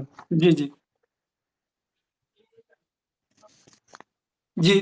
तो उसमें उसमें क्या मेडिसिन लेनी चाहिए सर? सर जो आप बात कर रहे हैं ना ये आपका साइनाइटिस, रेनाइटिस के सिम्पटम भी होते हैं ये, ठीक है? जी, जी, जी, जी, जी। तो इसमें मेडिसिन तो आप देंगे, पर जी, इसमें मेन बात आती है कि कितने समय तक दी जाए। तो इसमें जी, आपको 2 चीज़ों का रखना पड़ता है। देखिए चलेगी मेडिसिन 3 साल, पर 3 साल में कैसे जी, चलेगी? सीज़न जब चेंज होता है ना, साल में 4 बार सीज़न चेंज हो रहा है, ठीक है? जी, जी, तो जी। सीज़न चेंज होने वाला जो महीना होता है, अगर उसमें पेशेंट खुद आपके पास आके अपना ट्रीटमेंट करवा ले, तो 3 साल में उसको हर साल में 2 से ज़्यादा नहीं 2 हफ्ते की दवाई लेके जानी पड़ेगी उसको एक बार के लिए, ठीक है? पर वो जी। 4-4 बार आपसे 2 हफ्ते की दवाई लेके गया, पर तीसरे साल तक जाते-जाते उसको ये चीज़ होना बंद हो जाएगी। तो ये चीज़ आपको मेन ध्यान रखने की ज़रूरत है। बाकी बुक में रेस्पिरेटरी ट्रैक का आपका साइनाइटिस और रेनाइटिस का कोई भी फ़ॉर्मूला आप देंगे, पेशेंट में जी। डेफ़िनेटली आपको अच्छा फीडबैक देखने को मिलेगा। सर सर्दी हो या मुझे खुद ही होता है ना, सर्दी हो या गर्मी हो, कुछ भी चीज़ हो, जैसे कोल्ड ड्रिंक ले ली या कोई मट्ठा-वट्ठा ले लिया, कुछ चीज़ ले लिया, तो जब भी नज़ला पड़ जाता है सर बहुत बुरी तरीके से। सबसे पहले आप सॉरी, अच्छा ये बताइए आपको पहले गला जकड़ा जाता है या नाक जकड़े जाता है? ये गला झगड़ा जाता है, वो बहुत बुरी तरीके से मेरे को, जी, और फिर कानों में खुजली आपका होती है। रेनाइटिस कंडीशन है ये ना? जी, जी, जी, जी। जी, जी। तो आपको रेनाइटिस वाला फ़ॉर्मूला लेना स्टार्ट करें। अगले 6 महीने तक ठीक है। कंटिन्यूअस लें, उसके बाद 6 जी। महीने के बाद जब सीज़न चेंज होता है तो उससे पहले ही लेना शुरू कर दें, है ना? अच्छा नशे अंदर यहाँ पर मांस भी बढ़ा साइनाइटिस हुआ है साथ में। साइनस की परेशानी भी हो रही है। जी जी तो उसके नहीं लिए सर वो स्प्रे आता है ना, वो डालना पड़ता है, जब नाक खुलती है सांस से नहीं आता, मुंह से लेना पड़ता है। नहीं, आप जो बात कर रहे हैं ना उसमें पहले हमें क्या चीज हुई है उसको हमें फोकस करना होता है। तो पहले ठीक है जी, ठीक। राइनल कंडीशन बन रही है जी जी, तो राइनल कंडीशन के बेस पे आप आगे बढ़ते जाएंगे उसमें। ठीक है जी, ठीक है sir. Thank you sir. Sir नमस्कार सर नमस्कार नमस्कार सर प्रदीप डॉक्टर जी जी प्रदीप महापात्र फ्रॉम भुवनेश्वर। जी सर सर नमस्कार नमस्कार सर मैं सर एक क्वेश्चन पूछे, this is out of the sessions today.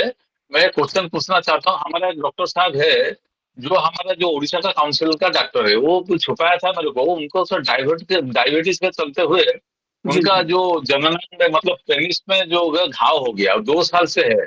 Diabetes हाँ अभी उनका कंट्रोल है, तो वो हम लोग का मेडिसिन लेते हैं, जी मगर वो क्या कैंसर को पलट गया कि क्या हुआ, उसका मतलब पेनिस में है, उसका पूरा टॉप में जी पूरा सीवियर पेन होता है, घाव घाव हो गया है जी सर। जी तो मुझे आज पता चला, मैं बोला कि ठीक है मैं एक्सपर्ट डिसीजन लूंगा, मैं तो आज तो मेरा मीटिंग है।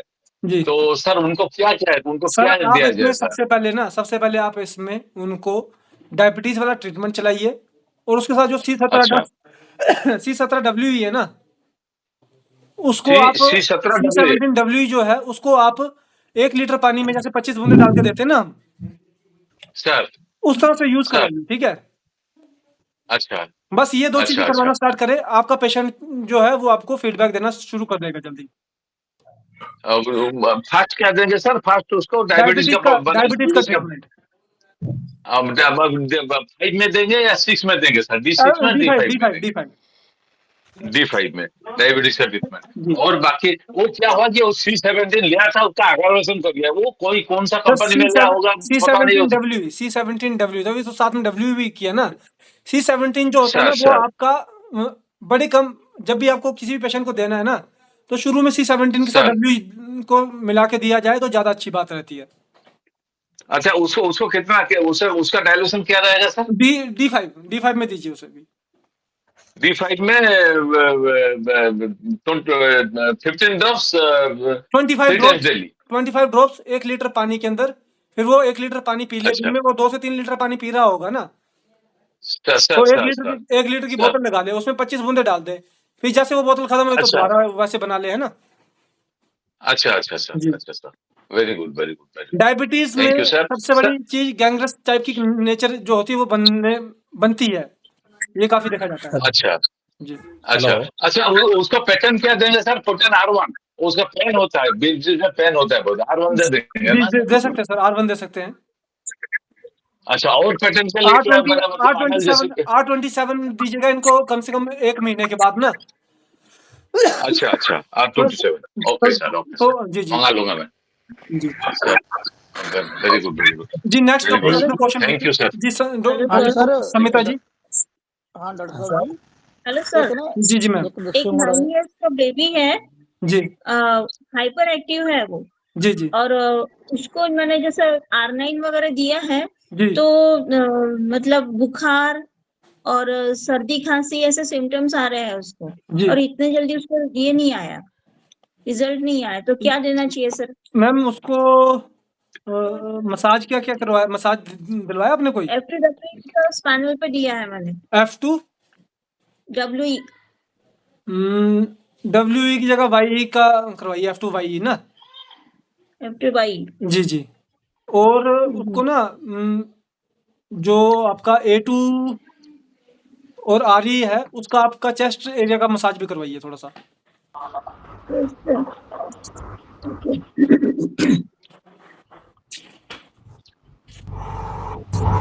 बाकी आपने उसको फॉर्मूला कौन सा खिलाया है?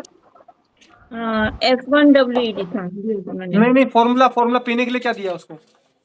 हाँ F1W था, F2 नहीं दिया था, F1W दिया था। F1W पीने के लिए मैम मसाज की बात कर रहा था, आपने उसको मसाज करवाया है ना?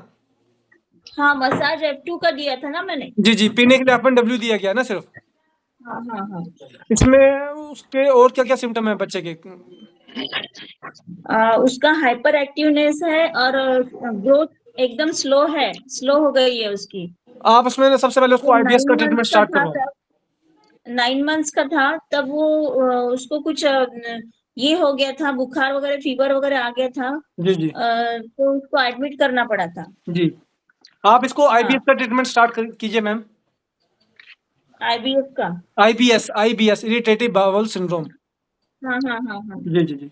वो स्टार्ट कीजिए आप इसको। हाँ, हाँ। जी, और फिर थोड़ा फीडबैक दीजिएगा। और ये बेबी ग्रो और मिमरोटन दिया है मैंने उसको। जी, जी, जी, बिल्कुल सही है। हाँ, हाँ। तो और कुछ ऐड करना, आईबीएस का ट्रीटमेंट देने का जी, उसको? जी, जी, ट्रीटमेंट आईबीएस वाला दीजिए इन्हें। ओके, ठीक है सर। जी। ओके। नेक्स्ट डॉक्टर हाँ कोई जी। क्वेश्चन पूछ रहे थे प्लीज। हाँ ਜੀ ਡਾਕਟਰ ਸਾਹਿਬ ਇੱਕ ਦੱਸੋ ਬੜਾ ਜਿਹਾ ਕਿ ਜਿੱਦਾਂ ਟੇਬਲੇਟ ਸੈਕਸ਼ਨ ਤੇ ਆਪਣਾ ਡ੍ਰੌਪ ਪੇਨ ਡ੍ਰੌਪ ਹੈਗੇ ਆ जी ਉਹਨਾਂ ਦੋਵਾਂ ਦਾ ਰਿਜ਼ਲਟ ਸੇਮ ਹੀ ਆ ਕਿ ਜਾਂ ਇਹਨਾਂ 'ਚ ਕੋਈ ਫਰਕ ਹੈਗਾ ਜੀ? सर, मैंने आपको बताया ना, जो ड्रॉप्स देना है ना, अगर तो मान लीजिए आपकी बीमारी से रिलेटेड वाला ड्रॉप्स है, तब आप उसमें ड्रॉप्स ਹਾਂਜੀ दे ਹਾਂਜੀ दीजिए, ठीक है। ठीक है जी। जहाँ पे सिम्टम है तो वहाँ पे टैबलेट दे देंगे पहले। ठीक है। जी, बस इतना सा फर्क है। हाँ ठीक। ऊपर से एक मैं इसमें सर और ऐड कर देता हूँ सर, आप क्वेश्चन पूछिएगा और थोड़ा ऐड कर देता हूँ। अब मान लीजिए उसको पेट का भी सिम्टम बना है, उसको नींद का भी सिम्टम बना है, इस तरह से 3-4 सिम्टम बने हैं। अब आप उसको before meal after meal drop तो दे ही रहे हैं, पर अगर आप उसको और भी ड्रॉप दे देंगे तो पेशेंट तो पागल हो जाएगा पीते-पीते ही, है ना? तो वहाँ पे आप टैबलेट का यूज़ करवाएँगे तो भी आपको एक अच्छा रिज़ल्ट मिलता है सर। ठीक है। जी। सर एक ਟੇਬਲੇਟ ਜਿਹੜੀਆਂ ਨਿੱਕੀਆਂ ਬੜੀਆਂ ਆ ਰਹੀਆਂ ਬਹੁਤ ਬਰੀਕ ਟੇਬਲੇਟ ਆ ਰਹੀਆਂ ਵਾ। सर वो हमने थोड़ा-सा चेंज किया है अब, उसमें आपका उसका कोई भी डिफरेंस नहीं आएगा, एफिकेसी का कोई भी डिफरेंस नहीं आएगा। ठीक। आपने देखा होगा जो पहले था वो सुक्रोस मटेरियल अलग था, जो अब का जो सुक्रोस मटेरियल है वो भी अलग है ना? ਹਾਂ ਉਹ ਅਲੱਗ ਤੋਂ ਹੈ ਪਰ ਇਹ ਬਰੀਕ ਬਹੁਤ ਹੈ ਨਾ ਉਹ ਡਿੱਗ ਜਾਂਦੀਆਂ ਹੱਥ ਦੇ ਵਿੱਚੋਂ ਹੀ ਗਲੀਆਂ ਬਹੁਤ ਨਿੱਕੀਆਂ ਵਾ ਜ਼ਿਆਦੀਆਂ ਨਿੱਕੀਆਂ। जी, जी, जी, जी, जी। कोई नहीं, इस चीज़ हाँ के ऊपर थोड़ा भी हम साइज थोड़ा-सा ਵੱਡਾ ਹੋ करवाते ਜਾਏ ਤਾਂ हैं। ਵਧੀਆ ਗੱਲ है। एक्चुअली हाँ अब एक्चुअली कंप्रेस मटेरियल है जो अब वाला जो है ना, हाँ जी वो शुगर मटेरियल है वो। ठीक। जी, नेक्स्ट डॉक्टर क्वेश्चन पूछ रहे थे? जी, सर नमस्कार। जी नमस्कार जी, डॉक्टर पूरन लाल जी। हाँ सर, ये C17WE जो डायबिटिक पर्सन के लिए मैंने दिया है, दे जी, देना है, जी। ये क्या ऐसे तो मैं C6 और L1D ये S6 L1B इस्तेमाल कर रहा हूँ उसको। जी। जनरल अगर क्या या यूरेटर कोई प्रॉब्लम हो तभी तो देंगे ना ये C7WE C17WE। सर देखिए, जो C17 है ना, जब हमारी बॉडी किसी भी, चाहे खांसी हो, चाहे बुखार हो, चाहे बड़े से बड़े बीमारी हो, हमारी जो बॉडी है वो डिजेनरेटिव स्टेट में चली जाती है ना, जी। क्योंकि सेल तो डेड हो रहे हैं बॉडी में, है ना? हाँ। तो अब वो जो डिजेनरेशन को रिकवर करने के लिए, बॉडी को रिकवर करने के लिए आपको उसको डिटॉक्सिफाई करना है ना? जी सर। तो इसलिए उसमें C17 देते हैं सर। फिर वो चाहे कोई भी बीमारी हो, इसलिए C17 को देना सजेस्ट किया जाता है। कुछ समय दो, फिर बंद कर दीजिए, फिर कुछ समय दीजिए, फिर कुछ बंद कर दीजिए, फिर कुछ समय दीजिए, इस तरह से चलाया जाता है रैपिड डोज को। अच्छा, इसको रैपिड डोज में चलाया जाएगा सर? जी, रैपिड डोज में। इसमें WE ऐड करके चलाया जाएगा? जी। शुरू में जब देना है तो C17WE देना है तो ज़्यादा अच्छा असर रहेगा। डायलूशन में कौन सी डायलूशन में देना होगा? जी? कौन सी डायलूशन में देना होगा सर? D5 में दीजिए। D5 में? जी। क्रोनिक में D5 में, एक्यूट में D6 में। अच्छा, और जो डायबिटिक पर्सन जिसको जो बार यूरिन का जो है ना वो उसको रुकता नहीं है, जैसे अगर यूरिन पास करना हो फौरन उसको कपड़े में हो जाता है, जी। तो उस पे मैं दे सकता हूँ इसको C17 को? C17 की बात कर रहे हैं आप? जी सर। जी हाँ, उसमें दे सकते हैं, पर उसके साथ आप ना। Good afternoon sir. जी, गुड आफ्टरनून जी।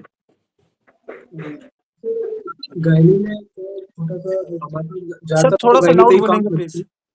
गायनी पे यही काम करते हैं ज्यादा जी। तो 3 मंथ की का प्रेगनेंसी थी, अबॉर्शन हुआ है उनका। जी। तो अभी उसमें कुछ ब्लॉकेज टाइप का रह गया है अभी। जी। तो उससे क्या है, रेगुलर ब्लीडिंग, मूड स्विंग्स और वीकनेस, वो काफी प्रॉब्लम है जी। तो कुछ ऐसा हमारे पास में डायरेक्टली है कि हम उस कचरे को भी निकाल सकें? सर इसमें आप ना S3 और C6 और आरई का यूज करवा सकते हैं शुरू में ना कुछ टाइम के लिए, पर साथ में आपको एल्कोलिन देना पड़ेगा।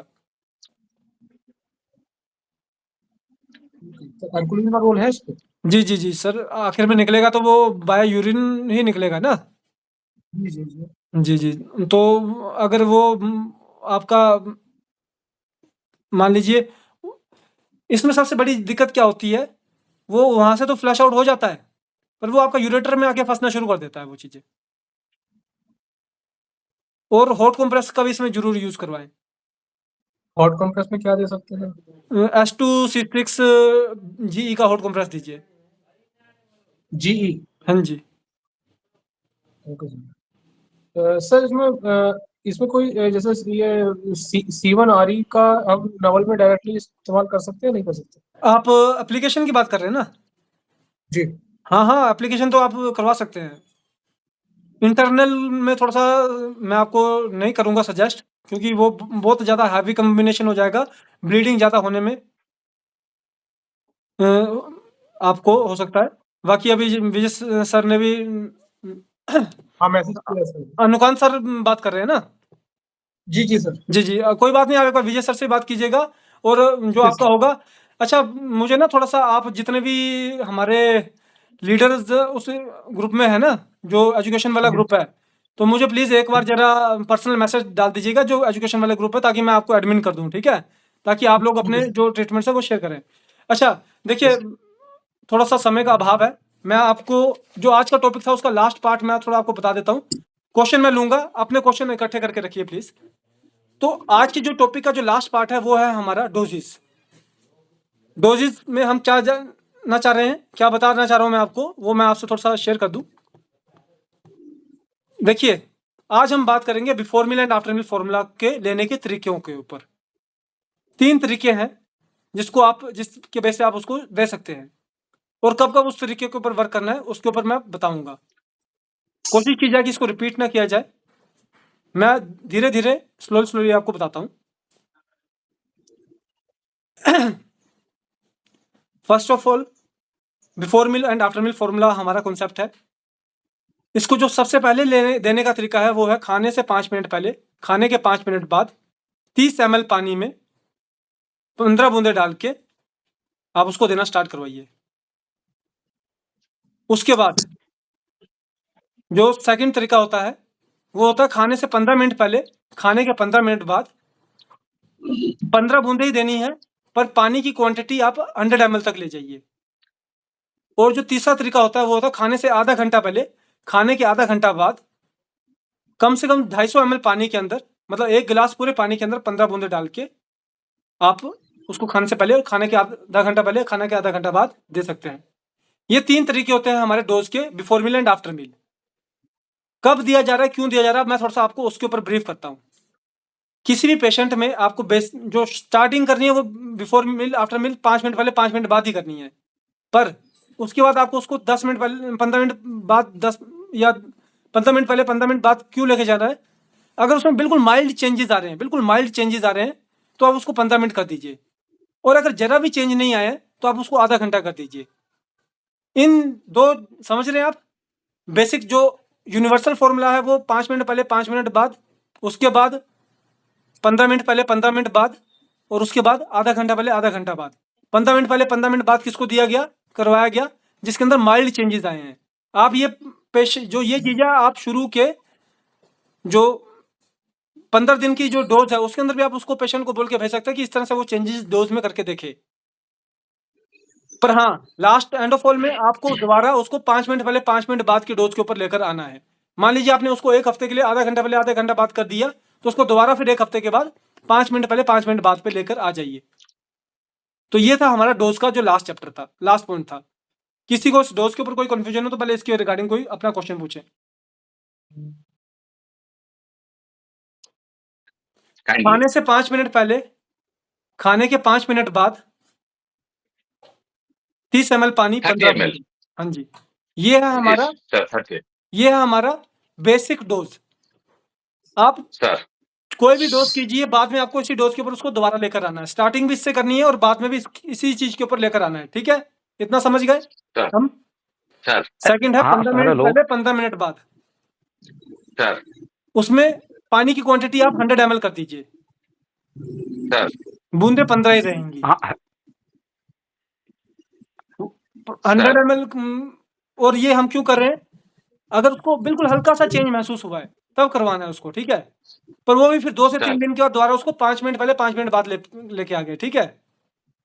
करेक्ट और अगर किसी कारणवश पेशेंट को जरा भी चेंजेस महसूस नहीं हुए हैं, तो खाने से आधा घंटा पहले, आधा घंटा बाद 1 गिलास पानी के अंदर, सर पूरा गिलास पानी होता है उसके अंदर 15 बूंदे डाल के उसको दीजिए सर और उसको भी फिर 3 दिन से 1 हफ्ते के बाद उसको दोबारा 5 मिनट पहले 5 मिनट बाद पे वापस लेकर आ सर जाना है।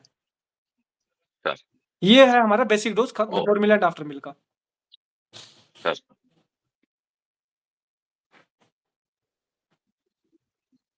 तो इसी के साथ अगर किसी का कोई क्वेश्चन है तो उसको पूछिए, ताकि और हम अपने आज के सेशन को एंड करेंगे।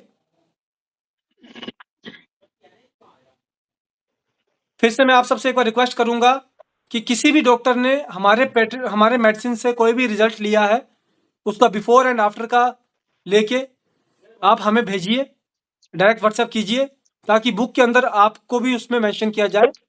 ये हमारे लिए भी एक गर्व की बात होगी और आपके लिए भी एक प्राउड की बात होगी।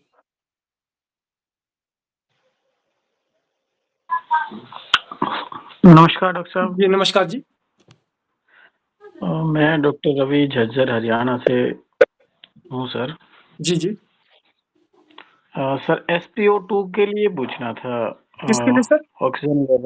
ऑक्सीजन लेवल के लिए। जी जी। तो ये किस कंडीशन के अंदर ऑक्सीजन लेवल की बात कर रहे हैं आप? एस्थमेटिक है, ओल्ड एज है, 70 के करीब है। हाँ जी हाँ जी। आपने उनको फॉर्मूला क्या क्या दिया, अभी कुछ बता सकते हैं मुझे? सर केवल R3 और 4 दिया हुआ है। आपने फॉर्मूला नहीं दिया कोई भी? और कोई फॉर्मूला नहीं बुक दिया वाला हुआ। फॉर्मूला क्यों नहीं अभी तक यूज किया गया है? नहीं किया गया सर। आप इसमें एक बार जरा बुक वाला ट्रीटमेंट स्टार्ट करवाएंगे, और इन जनरल जो ऑक्सीजन के लिए होता है वो आप F1WE का भी यूज करवा सकते हैं और A2WE का भी यूज करवा सकते हैं ना, ये पेशेंट के ऊपर डिपेंड होता है। पर एक बार बुक वाला फॉर्मूला यूज करवाएंगे तो आपको ज्यादा अच्छा रिलीफ देखने को मिलेगा। ठीक है सर, ठीक है जी। हाँ सनम सर। जी सर। हाँ ये सर हम पूर्णिया बिहार से संजय कुमार मंडल बोल रहे हैं जी सर। सर जी। जी सर, एक पेशेंट है एल्बोमेनोरिया का, मान के चलिए उसका एल्बोमिन 4+ था और पूरा शरीर और चेहरा सूज गया था और पलके पूरा आईने की तरह चमकता था। तो पेशेंट वो 3-4 साल से एलोपैथ से इलाज करा रहा था, उसको पटना रिफर कर दिया गया। तो हमें बोला कि उसका रिपोर्ट देखा तो उसमें एल्बोमिन 4+ था। तो 4+ था तो हमने बुक से उठा करके एल्बोमेनेरिया का S6C6 एल्कोलिन और कैंसरोमिन यही दवाई दिया। तो 3-4 दिन के बाद पेशेंट बहुत अच्छा रिकवर हो गया और बहुत अभी ठीक ठाक है। तो जैसे अभी आपने बताया उसमें लिखा हुआ नहीं है बुक में AM और BM, तो हमने दोनों अलग अलग S6 और C6 दोनों अलग अलग फार्मूला बना के दिया है D5 में, और उसको डायरेक्ट टू टंग, पेशेंट का उम्र 10 साल है, बच्चा पेशेंट है, तो डायरेक्ट टू टंग लगभग मतलब 30-35 दिन हो गया। क्या उसको अब कुछ चेंज करके वो जो अभी आपने बताया कि अभी आप मत कीजिएगा चेंज, और इसको आप ठीक करवा रहे हैं? आपने बिफोर मील आफ्टर मील किया है इसको? जी जी जी, S6 को बिफोर मील और C6 को आफ्टर मील किया है। अल्टरनेटिव डोज की तरह से भी दे सकते हैं आप इसको, पर बिफोर मील आफ्टर मील का मतलब हमने दिन में सिर्फ 3-3 बार दिया इसको, है ना? जी जी। तो ये भी एक बहुत बड़ी बात है जिससे उसके अंदर रिलीफ आया। अभी आपको इसको नेक्स्ट 3 मंथ तक को लेके जाना है, ठीक है, पेशेंट को 3 मंथ तक इसे। अच्छा, एल्कोलिन भी लगातार जारी रखना है सर? जी जी जी। और टैबलेट में आप इसको ना R11 और R23 का टैबलेट देना स्टार्ट कीजिए, BDS 2 टाइम। R11 और R23 R11 ये एक टैबलेट BDS में। जी जी जी जी। ऐसे बुक में टैबलेट है ना, लेकिन R11 और R23 दोनों देना है। ये अभी से चालू कर देना है कि बाद से देना है? हाँ कर दीजिए, कोई दिक्कत की बात नहीं है, उसको अच्छा ही फील करवाएगा। बच्चा है तो चूसने के लिए दीजिएगा। अच्छा जी जी। और साथ में हम अपने मन से उसको वीकनेस या कमजोरी, खून की कमी नजर आ रही थी, तो कैपिटोन हम अपने मन से अलग से दे दिए थे उसको सर। जी जी। तो इसको 3 महीने तक इसी को कंटिन्यू करें, फिर उसके बाद एक बार चेक करा के देखेंगे एल्बुमिन का क्या स्थिति है, उसके बाद फिर जो उसमें कुछ बदलाव किया जाएगा सर ना? जी बिल्कुल। जी। हालांकि अभी आपने बताया कि जैसे तो हमको बहुत अच्छा अपॉर्चुनिटी था, उसका हम फोटो लेके नहीं रखे, लेकिन वो पेशेंट पटना जाने के लिए तैयार था, लेकिन अब बोल रहा है कि नहीं, अब पटना में नहीं जाऊंगा, उसका और रिपोर्ट बहुत तो अच्छा होगा रिजल्ट ना। है। जी देखिए जी, आप रिपोर्ट है। सबके पास पूरी अपॉर्चुनिटी है, अगले 3 से 6 महीने के 3 महीने के अंदर अंदर आप जितने ज्यादा केस हमको दे सकते हैं दीजिए। जी जी जी जी तो जी, इसी के थैंक साथ यू हम सर। अपने आज के सेशन को क्लोज भी करेंगे। जी जी sir please. Excuse me sir.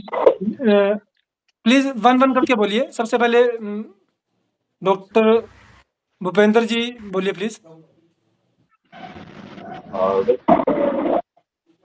IBS का। जी हेलो। जी सर। एक आईबीएस का पेशेंट था डॉक्टर, जी तो उसको मैंने बुक वाला फार्मूला। जी हेलो। वो डॉक्टर साहब उसकी रिकवरी नहीं आई पेशेंट को, ओके तो लास्ट में मैंने डॉक्टर साहब फिर उसको S10WE जी अल्टरनेट C4F1GE हाँ जी अब मैं 1 हफ्ते से दे रहा हूँ। पेशेंट जो है वो लगभग 90% के करीब ठीक है। ओके। पेशेंट ऐसा के क्यों अदर हुआ? क्या क्या सिम्टम थे हाँ जी। और क्या क्या सिम्टम थे उसके पेशेंट के? पेशेंट को जैसे खाना खाते ही टॉयलेट जाना पड़ता था, बीच में एक्स्ट्रा भी, यानी कि दिन में 8-10 बार टॉयलेट जाता था पेशेंट, जी तो और इसकी बेस हल्का पे आपने फीवर उसको भी आईबीएस रहता का था। ट्रीटमेंट दिया ना? हाँ जी हाँ जी। ठीक है। तो अब आप क्या जानकारी चाह रहे हैं इसके लिए? मैं ये चाह रहा हूँ कि जो अपना बुक वाला आईबीएस का ट्रीटमेंट था उससे रिजल्ट क्यों नहीं मिला? सर इसमें एक चीज ये भी हमें देखनी पड़ेगी ना कि उसका जो खाने का जो तरीका है वो क्या था, खाने का क्या है ना? आईबीएस जो होता है खाने वो में आईबीएस जो होता है उसमें वो भूख पे भी दिक्कत होती है, ठीक है, तब वो जाके आईबीएस बनता है। तो डॉक्टर साहब उसको खाने के अंदर दलिया और खिचड़ी, नहीं नहीं नहीं, फल फ्रूट। बेसिकली वो ठीक ठाक खा लेता था वो, है ना? जी खाना वो ठीक ठाक खा लेता था, पर उसको बार बार फ्रेश होना पड़ता है, यही दिक्कत है ना? जी जी जी जी ये आपका आईबीएस से ज्यादा ओबीडी ओबीएस का होता है, ऑब्स्ट्रक्टिव बाउल डेवलपमेंट का होता है ये जो होता है ना। लेकिन उसका जो डायग्नोज किया था एम्स वालों ने वो आईबीएस का किया था डॉक्टर साहब। सर मैं वही तो बोल रहा हूँ वहां ना। गैस्ट्रोलॉजी डिपार्टमेंट में दिखाया गया था उसको। ओके हाँ जी। देखिए चलिए, अब ऐसा तो नहीं, हमें नहीं बोलना चाहिए, पर आप हाँ भी जी जानते हैं और हम भी जानते हैं कि जब हमारे पास कोई पेशेंट आता है कि कहीं भी किसी भी अस्पताल से, खासकर एलोपैथिक जी। अस्पताल से, तो 100 में से हाँ जी 90 पेशेंट का जो डायग्नोस होता है वो हमारे अकॉर्डिंग वो सही नहीं निकलता है ना। हाँ जी हाँ जी। जी तो आप इसको मैंने रॉन्ग तो उसको चेंज इसलिए करा डॉक्टर साहब, उसको फीवर रहा करता ना, इसलिए मैंने C4 के साथ F1 लगाया जी जी और GE दिया, जी जी मैं वही तो बोल रहा हूँ ना तो सर। उससे ये बेहतर आपका रिजल्ट आईबीएस से मिला ज्यादा मुझे। ऑब्स्ट्रक्टिव, आईबीएस का होता है इरिटेटिव बावल सिंड्रोम, और ओबीएस का मतलब जी होता है obstructive bowel syndrome. Obstructive bowel syndrome का जी मतलब होता है कि भूख तो सही है, सब कुछ सही है, पर उसकी वजह से जी जो उसकी जो उसकी आंतड़ियां जो है ना वो नहीं उसको सही से वर्क कर रही है, जिसकी वजह से जी। उसको ऑब्स्ट्रक्शन हो रहा है ना। तो ये आपका ओबीएस था, हाँ जी इसलिए आपका थोड़ा सा डिफरेंस हो गया। तो इसमें जब आपने C10 का यूज किया, तो C4 का डॉक्टर साहब, S10 का यूज किया जब आपने, S10WE जी जी जी, अल्टरनेट उससे पहले आप C4F1GE। S5 C5 का यूज कर रहे थे ना? जी जी जी जी तो वो तो प्योरली सिर्फ और सिर्फ आपका लिवर बेस और लिवर बेस उस पर चला गया, क्योंकि आईबीएस जो होता है वो आपका लिम्फ बेस बीमारी होती है, और जो ओबीएस जो होता है वो आपका आंतड़ी जो होती है वो सिकुड़ जाती है या फिर मोटी हो जाती है, इस तरह की बीमारी होती है वो। तो ये जी। आपका ओबीएस था, ना कि आईबीएस। ये फर्क था जिसकी वजह से आपको ये चीज देखने को मिली सर। तो डॉक्टर साहब फार्मूला जो बुक में फार्मूला है उसमें लीवर का भी तो है साथ में, S5BE सर मैं वही तो बोल रहा C10 हूँ ना, वो अतड़ियों के प्योरली लिए लीवर होगा चला ना? गया ना, वो प्योरली लीवर चला गया। पर जब आपने S10 दिया तो वो लीवर के साथ-साथ आपका इंटेस्टाइनल बेस भी चला गया ना? GIT गैस्ट्रोइंटेस्टाइनल जी ट्रैक्ट पे चला गया ना वो फिर। जी जी जी, इसलिए आपको जो दूसरे फ़ॉर्मूला पे ज़्यादा अच्छा रिज़ल्ट आया सर। ठीक है, थैंक जी, यू। मैं वही तो बोल रहा हूँ, हेलो ये IBS था ही नहीं, ये OBD और OBS बोलते हैं उसको, ठीक है ना? ऑब्स्ट्रक्टिव बाउल डेवलपमेंट या ऑब्स्ट्रक्टिव बाउल सिंड्रोम। ठीक है डॉक्टर, ठीक है, thank you. Hello excuse me sir. जी सर, जी। हेलो सर काफ़ी लोग एक साथ बोल रहे हैं। ये मैं चाहूँगा पहले डॉक्टर सरवर आलम जी बोल रहे थे, एक बार वो अपना बोल लें। जी सर, नमस्कार। मैं बिहार से बोल रहा हूँ। जी, जी। मेरे पास एक केसेस है बल्कि यूट्रस डिफाइन हेमाटोमा का। जी। जी सर, उसका मैं मेडिसिन क्या सेलेक्ट करूँ? प्रोटोकॉल में थोड़ा-सा एडवाइस मुझे चाहिए था सर। सर आप ना मुझे एक बार इसका थोड़ा-सा डाल दीजिएगा, रिपोर्ट भी डालिएगा, ठीक है? जी, बिल्कुल हेमाटोमा सर। जो है अब ये थोड़ा-सा एक अलग साथ में कंडीशन हो रहा है ना? जी, तो जी। इसका थोड़ा-सा डिस्कस करना क्योंकि पड़ेगा एक बार के लिए ना? क्योंकि इसका जो मेंस्ट्रुअल साइकिल जो है, वो कभी-कभी विलंबित चली जाती है 2-2 3-3 मंथ। उसके बाद जब कभी रिगार्डिंग मेंस्ट्रुअल होती है तो ब्लीडिंग आफ्टर में 15 दिन 1 मंथ कभी-कभी मतलब मेडिसिन एलोपैथ ले रही थी ऐसे जी, गायनी जी। डॉक्टर के पास से, जी, जी। लेकिन लेने के बाद भी क्योर नहीं हो पा रहा है। जी, जी। आप मुझे एक बार इसका व्हाट्सएप डालिए, मैं इसका डिस्कस करना पड़ेगा एक बार ज़रा ना सीनियर से। ओके सर, मैं जस्ट आपके व्हाट्सएप पर पर्सनल लेटर पे डाल देता हूँ। जी, जी। जी, next next please question. Hello जी। हाँ सर हेलो जी, बोलिए प्लीज़। हाँ सर एक लिकोरिक पेशेंट है सर जिसका कि इलाज चल रहा है जी। आपके रिगार्डिंग। हेलो तो उसको जो है ना सर लो बैक पेन हो चुका है और दोनों पैर में जो है ना पाछे नस में जो है ना जी, वो जी। दर्द महसूस कर रही है। हुँ। हेलो जी, जी, सर सुन रहा हूँ मैं। जी तो उसके लिए फॉर्मूला तो ऑलरेडी दे ही रहे हैं और उसमें क्या जोड़ना है सर? कितने परसेंट चेंजेस आ चुके फ़ॉर्मूला देने के दौरान में? वो तो बहुत चेंजेस सर भी आपसे बात होती रहती जी, है जी, आज भी पता है, हुई मैं जान है। रहा हूँ सर, आप डॉक्टर रमाकांत जी बात कर रहे हैं। जी, जी सर। जी। सर्विसाइटिस का पेशेंट था, लिकोरिया का पेशेंट जी, था जी। सर। जी। जी, हुँ। उसमें करीब 75% चेंज है सर। जी, जी, जी। चलिए पता क्या इस चीज़ के रिगार्डिंग थोड़ा-सा फिर अभी हम वेट एंड वॉच तो कर ही रहे हैं ना इनका। ये मुझे जितना जी, रिमेंबर है शायद से ये अभी आपके पास नेक्स्ट वीक तक आने वाला पेशेंट है ना? जी। जी, जी, जी। कोई इश्यू नहीं है, उस समय इसको डिस्कस कर लिया जाएगा सर। तब सेशन भी हाँ, होगा तो उसमें दोबारा डिस्कस कर लेंगे। जी, जी, ओके सर। धन्यवाद। तो थोड़ा-सा समय का एक अभाव होने की वजह से थोड़ा नेक्स्ट भी हमें कुछ वर्क करना है। तो उसके लिए मैं माफ़ी चाहूँगा, पर हम अपने आज के सेशन को आज यहीं पे कंक्लूड करेंगे। आप सबका जुड़ने के लिए बहुत-बहुत धन्यवाद। जाते-जाते फिर से बता रहा हूँ कि अपने जो भी आपने केसेस को क्योर किया है, उसको डायरेक्टली व्हाट्सएप कीजिए। तरीका आपको बता दिया, बिफ़ोर आपके पास आने से पहले क्या रिपोर्ट थी, आपके पास आने के बाद की क्या रिपोर्ट थी, उसका आप थोड़ा-सा शेयर कीजिए। प्रोटोकॉल क्या-क्या दिया गया, वो शेयर कीजिए, ताकि हम डॉक्टर साहब जय श्री राम, मैं अयोध्या से हूँ सर। जी, जी, नमस्कार जी, नमस्कार जी। जी सर, नमस्कार सर। जी, ठीक है जी, बहुत-बहुत धन्यवाद आपका आज के सेशन में जुड़ने के लिए।